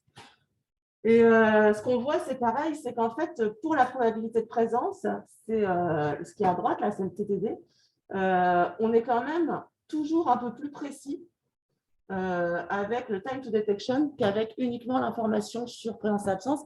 À nouveau, ça va dans le même sens, en fait. Vous êtes en train de dire, il y en a un, c'est un 1 ou un 0, et l'autre, c'est un temps. Un temps, c'est plus informatif que juste un 1 ou un 0. Donc, si c'est possible, il faut le faire. Et donc, on va voir qu'un nombre de visites donné, c'est toujours pareil. C'est mieux de le faire de noter le temps. J'ai l'impression de répéter 4 fois la même chose. Et qu'en plus, même pour ce qui est de l'estimation de l'effet des covariables, finalement, ça se passe assez bien pour dès qu'on a une seule visite sur la probabilité de présence. Alors que sur la qualité d'échantillonnage, c'est plus discutable qu'une seule observation. Ça laisse encore beaucoup d'incertitudes sur la qualité de l'effet de l'échantillonnage, l'effet des différentes variables sur la probabilité de détection. Alors, ce qui est intéressant, donc, si on regarde ça, ces méthodes de time to detection, elles sont plus efficaces parce qu'on a plus d'informations. Néanmoins, une visite, c'est sûrement pas suffisant en général. Donc, le fait de faire 2 visites au moins, ça va vraiment nettement améliorer les choses. Ce qui est intéressant, mais je pense qu'Aurélien en reparle après, c'est que ce qu'on peut faire, c'est qu'au lieu de noter uniquement le premier instant où on voit l'individu, on note la succession des temps où on voit les individus. Et dans ce cas-là, on peut aller vers une estimation d'abondance. Et c'est le même modèle qui est sous-jacent parce qu'on va dire, on a le même processus sous-jacent qui est caché, qui est un processus de Poisson qui fait des arrivées exponentielles entre 2 individus. Et en fait, tout ça, ça va bien se goupiller. C'est juste que ça va donner une forme encore plus paramétrique à notre modèle. Et au lieu d'avoir juste un exponentiel moins lambda, on va avoir un exponentiel moins lambda fois le nombre d'individus sur le site. Et ça vient naturellement d'hypothèses qui sont assez classiques de dire les individus sont répartis comme un processus de Poisson. Et donc, quand je me déplace, je les vois comme ça. Donc, ce qui est pas mal aussi, c'est qu'on va très facilement incorporer, très naturellement, d'un point de vue mathématique, incorporer l'effort d'échantillonnage. Et on va pouvoir comparer des protocoles où on a passé 10 minutes ou 20 minutes. Ça va être, si on accepte le modèle, dans le modèle, c'est naturel de le faire. Donc après, comme le modèle est toujours un peu faux, peut-être que ça crée des biais aussi de faire ça. Mais dans la vie du modèle, en tout cas, c'est tout à fait cohérent de le faire. Et voilà. 5 minutes, c'est bon? Alors, on a combien de retard? Je savais bien. On s'y attendait sur cette section. Je vais prendre une ou 2 questions on va faire la suite pour être plus en retard. Sachant que, voilà, nous, on est là. Ouais, sachant que juste après, là, tu je prends la suite en fait je montre des choses qui sont très proches du time to detection. Peut-être on peut garder pour la discussion On après. peut avancer, puis on fait les questions après.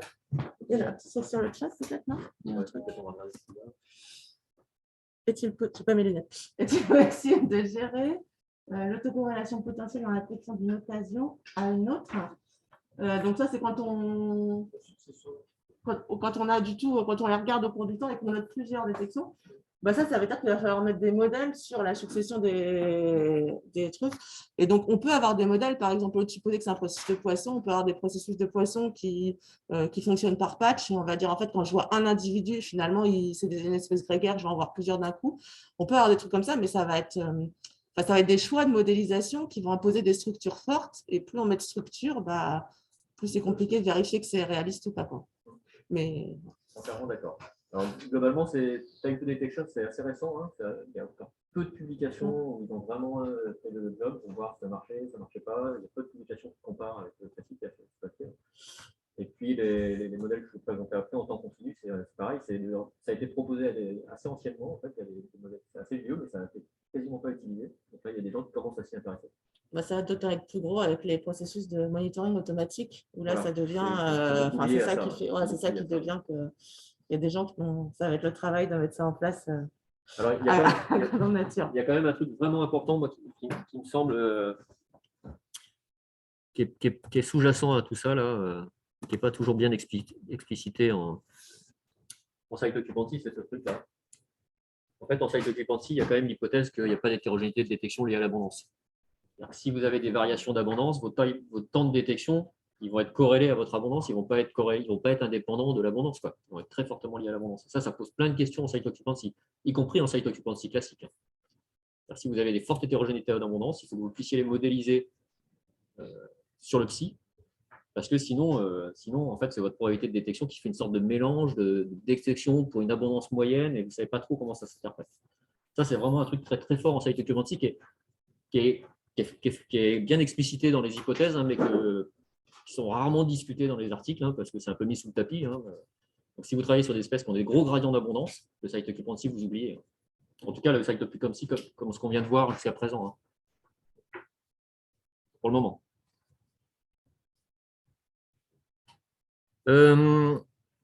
Voilà, du coup, Sylvain, pour présenter la suite.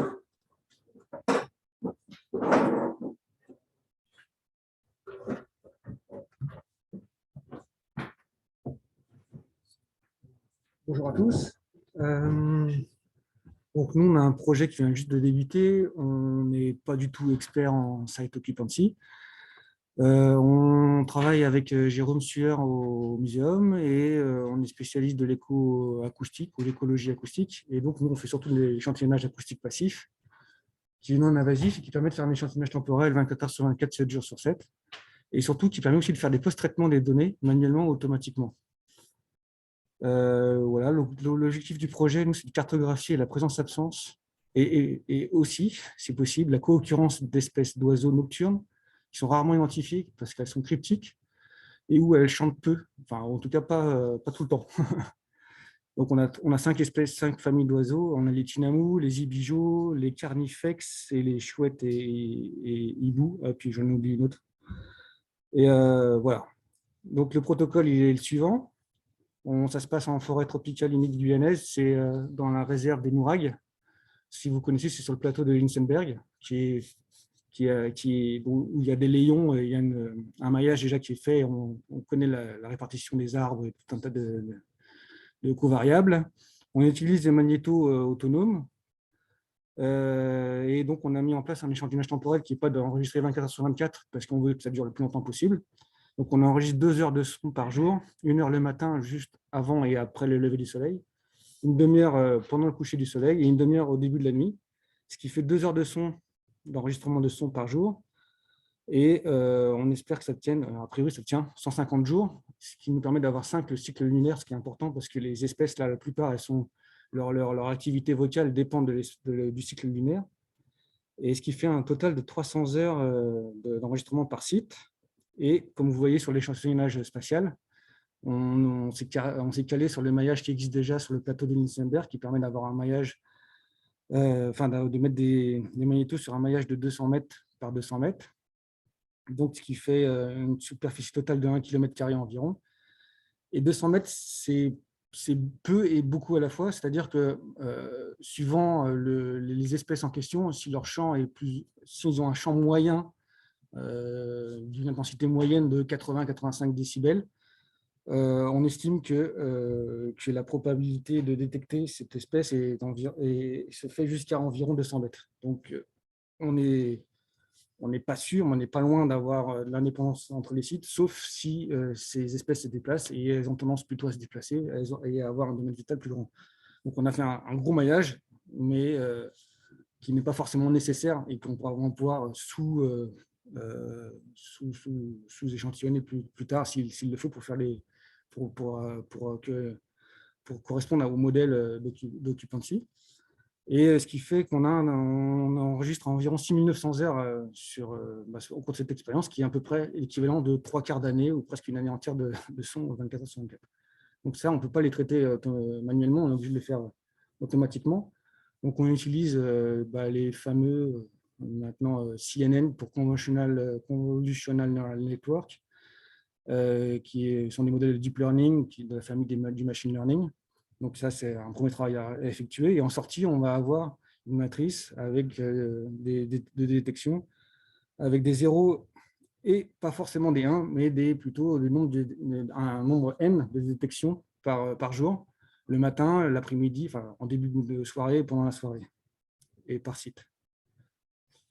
Voilà, alors notre problématique, c'est que, bon, déjà, on n'a pas de méthode, il faut trouver une méthode qui soit adaptée au non-marquage individuel, parce qu'on ne sait pas qui chante, et si c'est un individu unique ou plusieurs individus, on saura juste qu'il y a telle espèce qui a chanté. Il faut trouver une méthode qui soit adaptée aux matrices sparses, donc beaucoup de zéros, ça c'est souvent le cas, parce que c'est des espèces rares. L'estimation de la probabilité de détection, donc on aura, en plus des faux négatifs qui sont bien connus, il faudra aussi intégrer les faux positifs, parce qu'il est possible que qu'on détecte un champ, mais qu'en fait l'espèce est non présente, puisque le modèle de CNN n'est pas parfait.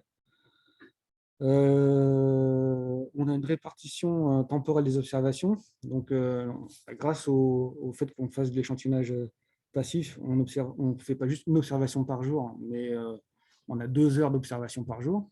Donc, on est susceptible de détecter plusieurs champs par jour, du même individu ou de plusieurs individus, ça on n'en sait rien.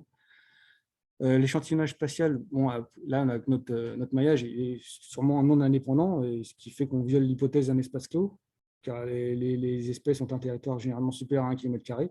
Mais bon, ça, après, on peut sous-échantillonner, donc c'est peut-être pas forcément un problème. Et ça peut être une force à voir.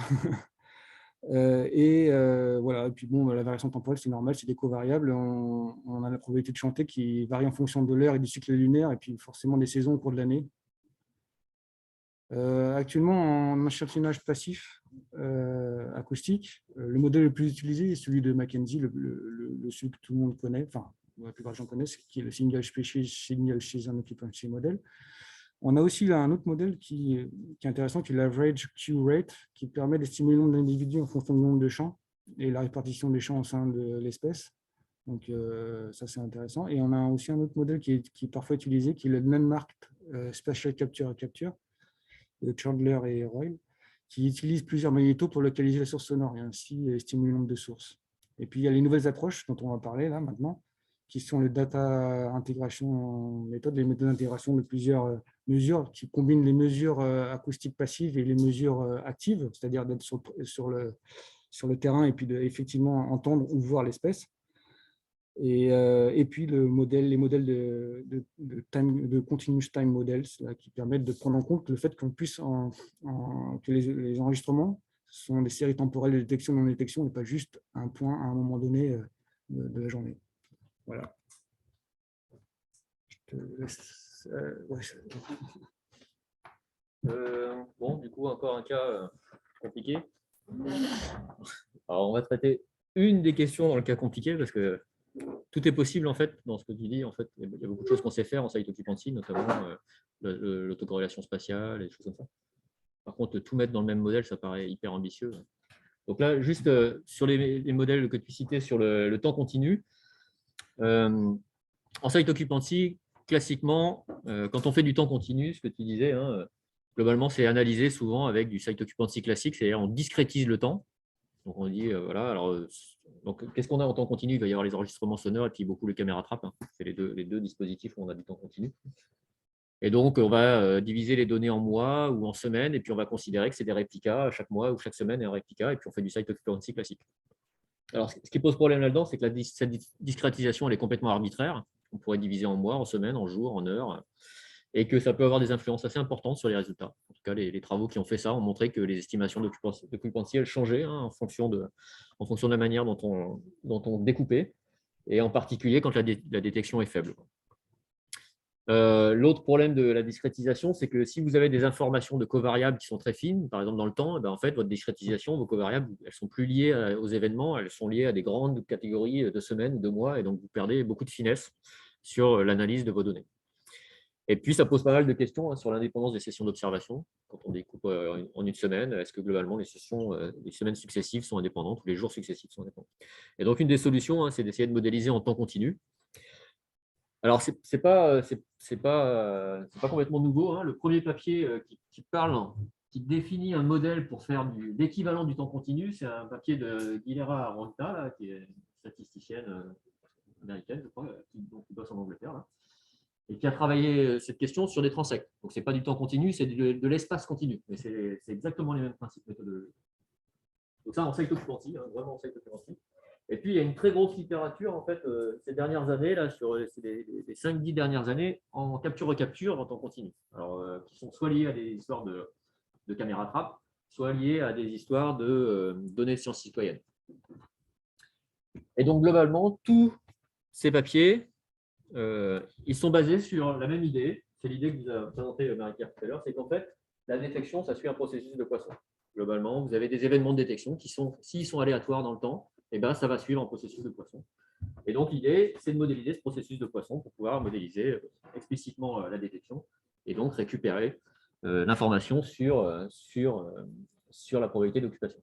Alors, il y a deux papiers un peu qui font ça. Il y a ce papier-là hein, que j'ai trouvé, et puis de Gardner, et puis ce papier-là de Kellner que tu citais tout à l'heure, qui en plus, lui, travaille sur 2 espèces et lui travaille sur plusieurs échelles spatiales.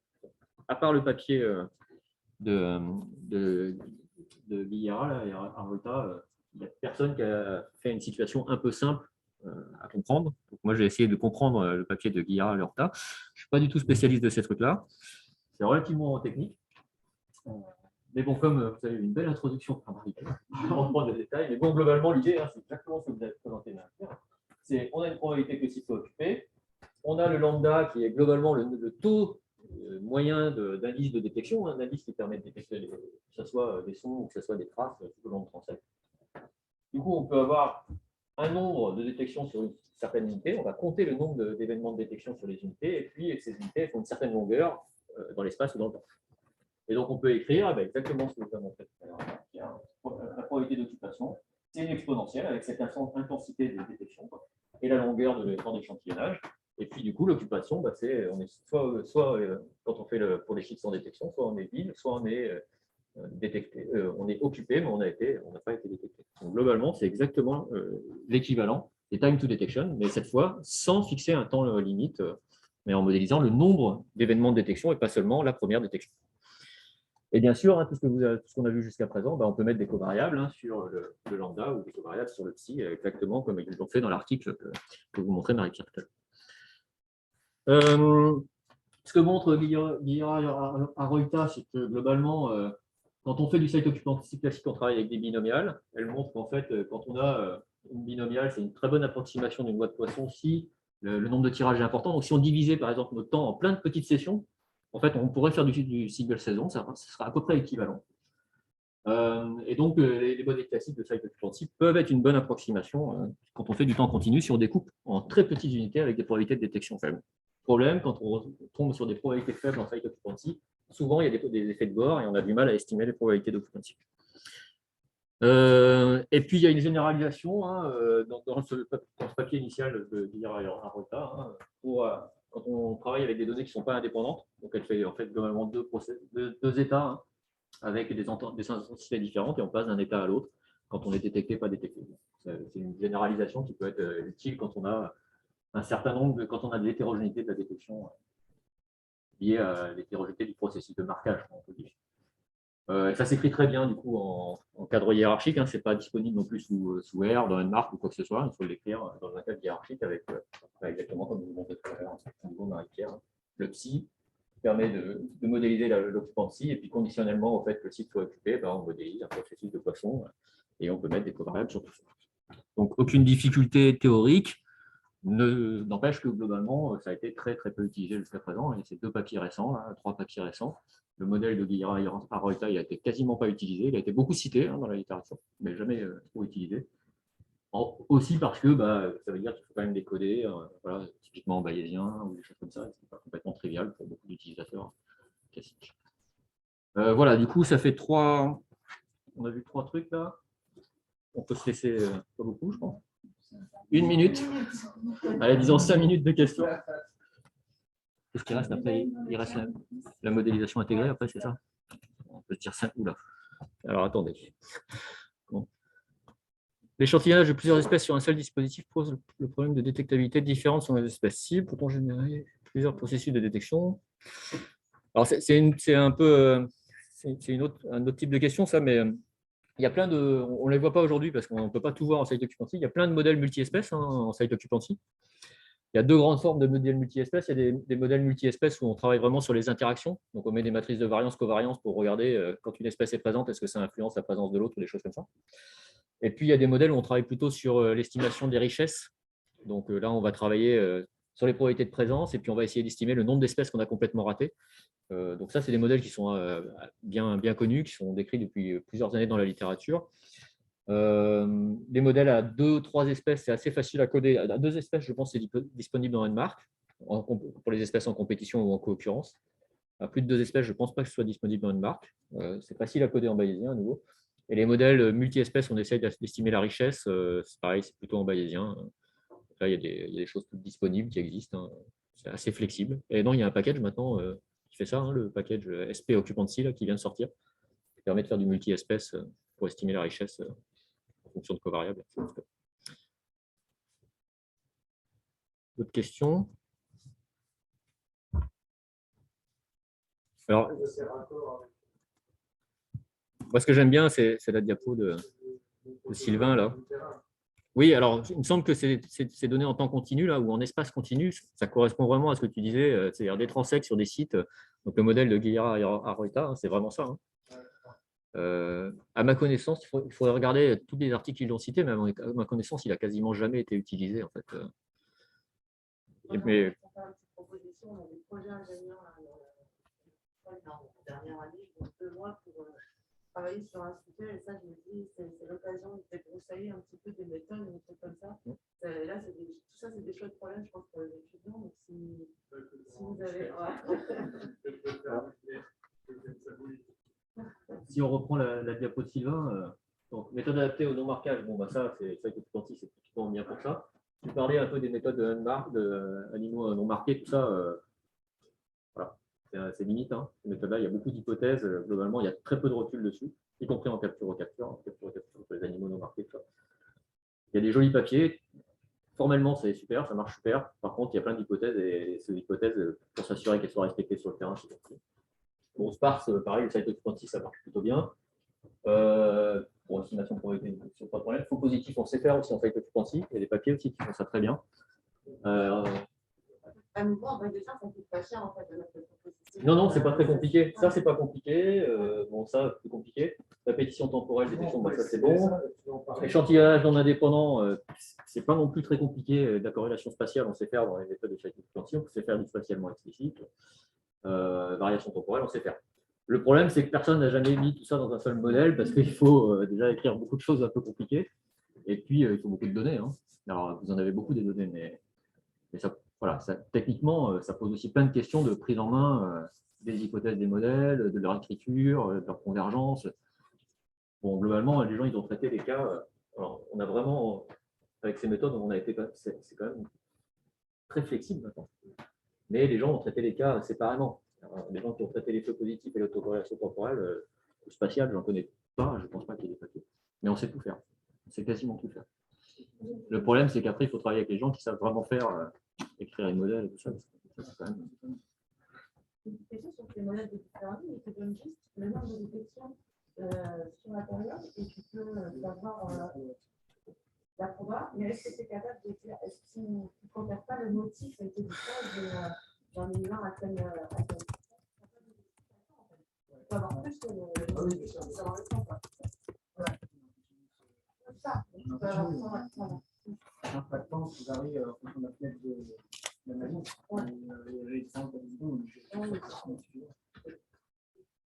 J'ai vraiment du mal à piger comment tester avec le positif sans mettre en place un système complémentaire d'observation. Alors moi, je n'ai jamais regardé ces papiers. Hein. Il y a plusieurs papiers. Alors, souvent, il faut quand même avoir un certain nombre d'informations certaines. Les papiers, alors c'est dommage, Thierry n'est pas là, mais. Sans marquage individuel, on peut arriver à faire ça. Ah oui. Là, c'est des faux positifs. De l'espèce. Hein. Ouais. Ah oui. Mais... Tu peux retourner sur ton données, peut-être pour faire un post-op à posteriori. Ça peut s'estimer avec tu écoutes. Parce que oui, on a noté forcément une partie de la base de données. Et on peut estimer le nombre de fois où on s'est trouvé. Voilà, on a la matrice de confusion avec les faux positifs ou négatifs. Et ça impose de refaire. Ce que j'arrive pas à piger, c'est comment dans les jeux, parce qu'il va refaire un travail pour estimer ses faux positifs en écoutant directement. En fait. Donc ça, c'est une estimation indépendante du jeu de données initial. Mais comment dans le jeu de données initial on estime les faux positifs, pour moi c'est un mystère. Il faudrait regarder le papier de Thierry Chambert hein, sur ça. Il y a 2-3 papiers qui font ça en site occupancy classique, avec des faux positifs, et on peut estimer la probabilité de faux positifs. Mais dans les papiers de Thierry, en tout cas, il me semble qu'il faut quand même qu'il y ait un moment, un certain nombre d'informations qui soient sûres. Et on ne peut pas avoir que de l'incertitude. Donc ça rejoint ce qu'on disait. Ouais.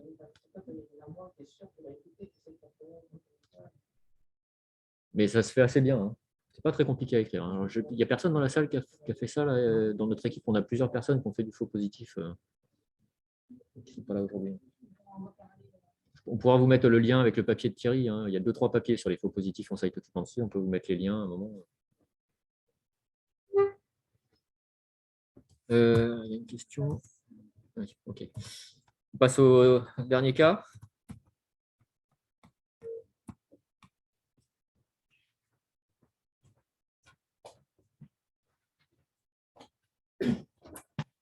passer au milieu marin pour changer un petit peu. Donc, nous, notre objectif, c'est de modéliser l'occupation d'un oiseau marin, donc le puffin cendré, sur tout le bassin méditerranéen. Donc, pour faire ça, on a deux types de données très, très différentes. Donc, le premier type, ce sont des campagnes d'observation dédiées, donc c'est celles qui sont à gauche. Donc, en général, c'est des campagnes qui sont réalisées en avion ou en bateau, qui sont réalisées une seule fois. Donc, on a un seul passage sur tous les transects qu'on voit de dessiner sur la carte. Elles sont très coûteuses, donc c'est pour ça qu'on les refait pas à intervalles réguliers. L'avantage, c'est qu'on utilise le distance sampling dans ces protocoles-là, donc on peut estimer ensuite la probabilité de détection de nos espèces et corriger du coup l'abondance des différentes espèces à l'échelle du bassin. Donc à côté de ça, aujourd'hui, on a beaucoup d'informations sur l'utilisation de l'espace, mais à l'échelle des individus avec les suivis GPS. Donc, comme on voit sur la carte ici, donc on est sur une espèce en fait, qui a des domaines vitaux qui sont très étendus, puisque c'est une espèce qui niche principalement sur les îles, mais qui peut se déplacer sur plusieurs centaines de kilomètres pour aller s'alimenter, avec souvent des trajets de plusieurs jours de déplacement. Donc, le grand problème avec ces données-là, c'est qu'elles sont biaisées sur une toute petite partie de la population, puisque généralement, c'est que les adultes reproducteurs qui sont suivis par GPS, donc on n'a aucune info sur ce qui se passe pour les jeunes, les immatures et tout ça. Et en plus de ça, donc, on a par exemple ici une grande partie des trajets qui ont été récoltés pour les puffins cendrés, et ça représente à peu près 1200 individus, alors que la population totale estimée sur le bassin, elle est estimée à plus de 300 000 paires d'adultes reproducteurs, donc évidemment sans compter les jeunes, donc on est vraiment sur une toute petite proportion. L'autre limitation, c'est qu'on n'a pas d'informations sur toutes les colonies, donc notamment à l'est du bassin, il y a des colonies mais qui ne sont pas suivies, donc on ne sait pas ce que les adultes font là-bas. On n'a aucune idée de leur utilisation de l'espace. Donc on revient en fait au point fort des campagnes d'observation à gauche, c'est qu'à l'inverse, on a accès à la population dans son ensemble, donc on peut voir d'avion tous les individus de la population, même si c'est des jeunes ou des adultes, voilà, on voit tout le monde. Donc on peut mieux estimer à l'échelle de la population. Donc en théorie, on devrait plutôt utiliser que ces données-là pour les analyses qui nous intéressent, mais le problème sur cette espèce, c'est qu'en fait on a des gros trous. On s'est rendu compte qu'on a un gros biais, donc notamment ici en mer des Baléares, il n'y a quasiment aucun puffin qui a été vu, alors que vous voyez très bien ici, c'est une des zones où ils sont le plus présents dans la région. Donc on s'est retrouvé un peu le bec dans l'eau à se dire bon, on fait quoi? Et donc a priori, ce serait un effet de l'heure d'observation, c'est-à-dire que les campagnes avions sont faites principalement au milieu de journée pour avoir la meilleure détectabilité possible. Et donc, il semble que les puffins ne soient pas ou très peu détectables à cette heure-là. Donc, on a un gros problème là-dessus. Et donc, c'est là que on souhaiterait trouver un moyen de gérer ces deux sources de données dans un seul et même modèle pour pouvoir estimer correctement toute la distribution à l'échelle du bassin. Donc, la voie la plus prometteuse qu'on a identifiée, c'est celle des Integrated Species Distribution Models, qui sont assez récents. Et alors, il y a un certain nombre de choses qui ont été faites qui permettent d'intégrer les trajets, donc notamment en couplage avec des piégeages photos.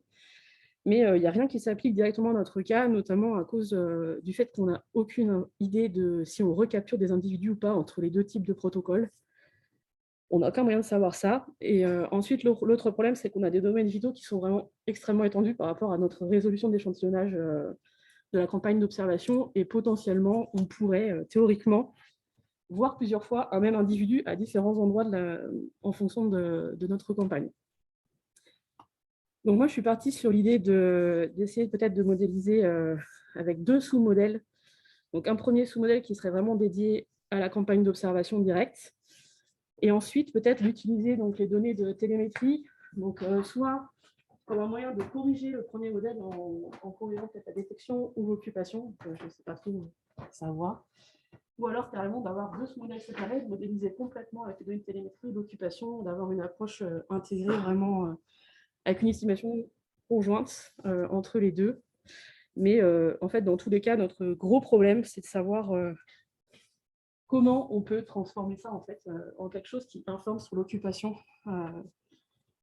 réellement en fait et qui soit directement comparable entre les deux. Donc c'est pour ça que j'aurais besoin d'un petit peu de conseils parce que je ne sais pas trop comment transformer. Est-ce qu'on peut les utiliser telles quelles? Est-ce qu'il faut qu'on les transforme? Enfin, voilà, comment on peut faire pour mélanger tout ça? Voilà. Encore un problème compliqué. Désolé. Alors, juste, il y a un certain nombre de solutions. Ce que tu citais, hein, les modèles intégrés. Ce n'est pas la panacée, on va le voir. Mais je voulais vous montrer un petit peu comment ça marchait pour voir si ça colle. Globalement, les modèles intégrés, ça part de l'idée qu'on a une distribution de l'espèce qui est fonction de covariables environnementales. Et puis, on a différentes sources de données qui permettent d'informer sur cette distribution d'espèces. Et ces sources de données, elles viennent avec des méthodes qui peuvent être largement différentes, avec de l'incertitude, des biais qui peuvent être différents. Alors, la modélisation intégrée en spatial, comme ça, sur ce qu'on appelle les modèles de distribution d'espèces, c'est quand même assez récent. Hein. Il y a un paquet de papiers qui sont sortis ces 5-10 dernières années, avec il y a presque plus de papiers de synthèse que de papiers de développement. Mais bon, voilà, il y a pas mal de papiers, il y a pas mal de littérature, il y a plein de gens qui ont fait plein de choses.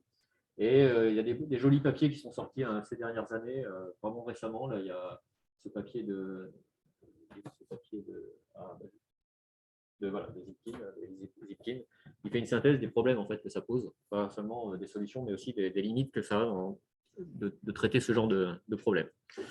Alors vraiment, le principe de la modélisation intégrée en spatial, comme ça, c'est qu'on a une distribution d'espèces qui est dépendante de covariables, et puis on a différents jeux de données, et on va informer l'utilisation de l'espace, notamment le lien avec ces covariables, par différentes sources de données, et les deux vont être liés puisqu'on est cohérent sur la distribution de l'espèce. Alors, il y a plein de challenges, et les challenges, c'est ceux que tu as, hein, c'est globalement les mismatchs entre les échelles spatiales et temporelles.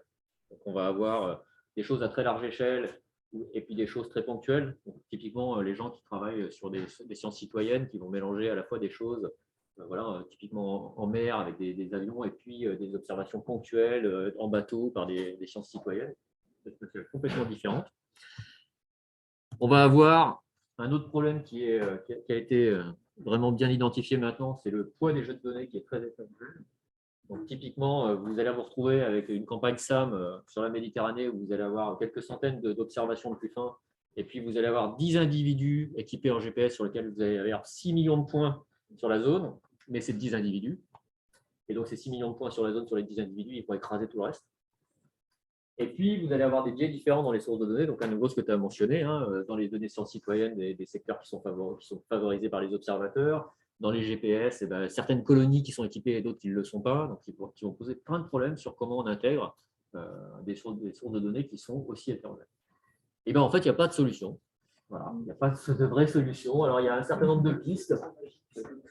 Bah oui, la magie, ça n'existe pas. Hein, il y a des pistes. Alors, sur les changements d'échelle, il y a ce qu'on appelle les change of support procédures. Alors, moi, je ne connais pas du tout. Hein, j'ai juste lu ça, je ne sais pas trop ce que c'est, mais globalement, c'est comment faire de l'interpolation en gardant les incertitudes. C'est-à-dire, plutôt que de faire de l'interpol, du sort de trigeage, et puis on remet tout du upscaling et du downscaling. Là, c'est de faire du upscaling et du downscaling en gardant l'incertitude sur les paramètres. Il y a beaucoup de gens qui travaillent sur donner des poids différents. Quand on a des poids très différents, on pondère. Alors, on pondère. Voilà, on va mettre plus de poids là, moins de poids là, donc complètement subjectif. Très difficile de trouver des procédures un peu formalisées pour faire ça proprement. Et puis après, quand il y a des sources de biais différentes, on va essayer de modéliser les sources de biais. Donc, on va gérer les corrélations temporelles, notamment dans les données GPS et spatiales.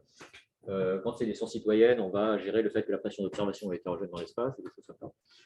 On va gérer les problèmes de détection et ainsi de suite. Mais globalement, ça va être dépendant de chaque cas d'étude et puis il y a des choses qu'on ne sait pas faire. Alors, voilà, je n'ai pas fait plus sur ce truc-là. C'est vraiment tout nouveau. Quand c'est sorti, ces modèles intégrés, on s'est dit, ouais, super, on va faire plein de choses. Et puis, en fait, on découvre un peu les problèmes au fur et à mesure. Et ça, c'est vraiment les problèmes qui sont pointés régulièrement et qui existent dans toutes les situations d'intégration de jeux de données aussi hétérogènes que ce que tu as. Alors, il y a probablement des solutions. Hein. Il faut accepter qu'on ne peut pas tout faire. Typiquement, si tu as équipé que des adultes, il faut accepter que tu modéliseras la distribution des adultes et pas celle des juvéniles. Ça, je pense qu'il faut l'accepter. Et après, globalement, tout passe par l'idée d'avoir un modèle spatial avec des covariables et d'essayer d'alimenter ce modèle spatial avec des covariables en modélisant toute l'hétérogénéité qu'il peut y avoir dans chaque jeu de données pour expliquer ce truc-là. Voilà. Je ne sais pas si vous avez des questions, des remarques, des propositions. Moi, j'ai un commentaire sur la télémétrie. En fait, il y a deux grandes classes d'approche en fait, pour estimer ce qu'on appelle la resource selection function avec les données de télémétrie. C'est exactement ce que tu veux faire, la probabilité, lier la probabilité de présence aux covariables qui sont mesurées. Et ces méthodes-là, en fait, elles vont être effectivement complètement drivées par le poids des données de télémétrie parce qu'elles sont super denses. Et je ne crois pas du tout moi, à cette histoire de poids, parce que je suis d'accord avec Aurélien, c'est tout à fait arbitraire les poids, il n'y a aucune règle. Et on va te dire que ça a trop de poids, ça ne va pas. Mais du coup, et une fois, il faut trouver des façons de modélisation pour gérer les poids avec des hypothèses que tu peux expliciter. Et peut-être qu'une des pistes qui, à mon avis, à explorer, c'est de mettre des effets aléatoires par individu, parce que du coup, ça va limiter en fait un petit peu l'information apportée par individu. Et s'il y a beaucoup de variabilité entre ces 10 individus, ça va se voir et du coup, ça va lisser l'information que ça apporte. Et on ne va pas voir ça comme des réplicas d'une même vérité, mais comme de la variabilité autour de ça. Et donc, une des pistes, c'est de rajouter dans ces modèles de déplacement, en fait, un aléa qui est lié à l'individu. Il y a des méthodes qui existent dans d'autres types de vidéos, sur notamment de la formaté cinétique, etc., où on met des dynamiques dans lesquelles on met des effets aléatoires individuels. Je pense qu'il y a des choses qui sont transposables, peut-être pas gratuitement, mais en tout cas qui sont transposables. Et en tout cas, c'est des choses qui sont intéressantes. Mais il faut coupler, du coup, des modèles de télémétrie avec des modèles de trajectoire, en gros, et des modèles de présence-absence qui vont être reliés à l'absence avec l'Aurélien, c'est le champ de présence.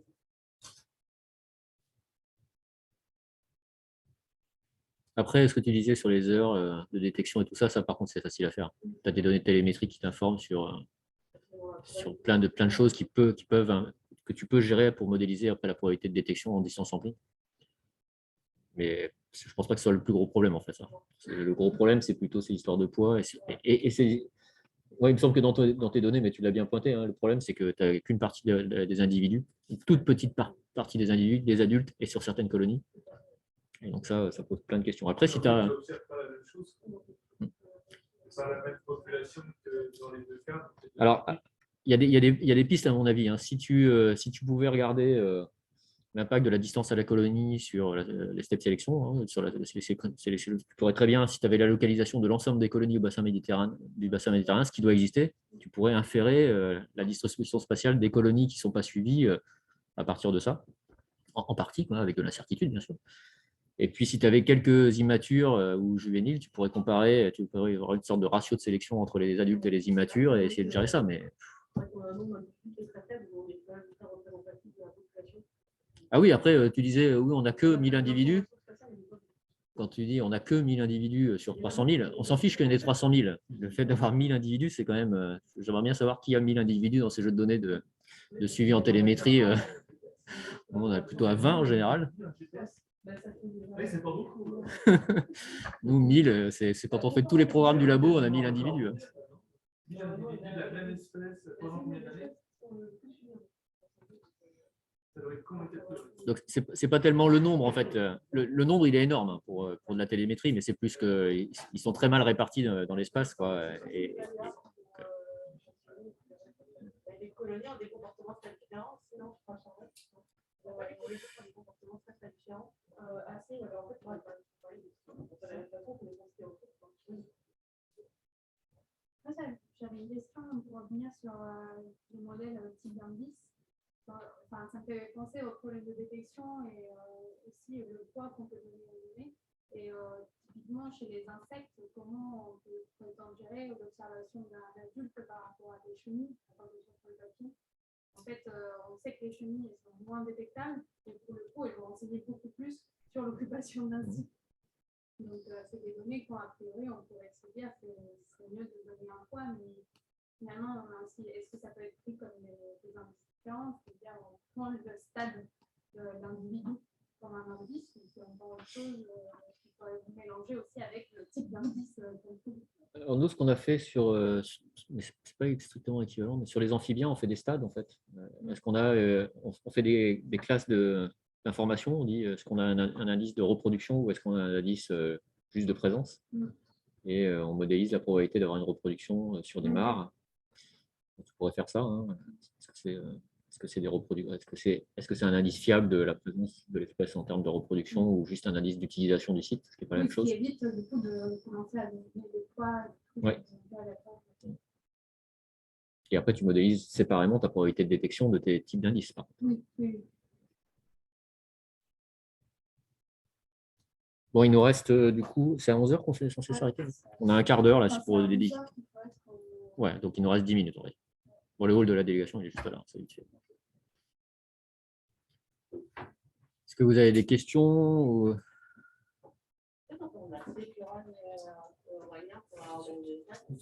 Surtout Florène. Ouais. Beaucoup de temps et d'énergie à aller tirer les oreilles des uns et des autres pour qu'ils donnent leur présentation et réussir à passer quelque chose. Merci beaucoup. C'était chouette de voir dans toutes les structures, autant des bureaux d'études, des dossiers naturalistes, des gens de la recherche, des étudiants aussi en master, des courants qui se sont inscrits. C'est intéressant autour de nous. Ouais, puis on fait le plein parce qu'on est du coup avec le distanciel, on est 46 pour l'atelier. Pas mal. Vous êtes tous assommés? Désespérés? Bon, s'il n'y a pas de questions, on peut s'arrêter là. Ouais, oui, pardon, j'ai arrêté le partage. Il y a nos mails sur la dernière diapo. Et puis, n'hésitez pas à nous écrire si vous voulez qu'on vous envoie des publis. Voilà, sur les faux positifs, s'il y a des gens intéressés, vous m'envoyez un mail, je vous trouverai les articles, je vous les enverrai. Alors, le diaporama, il sera sur le site du GDR. Et puis, il y est déjà. Et la vidéo aussi sera sur le site du GDR, normalement.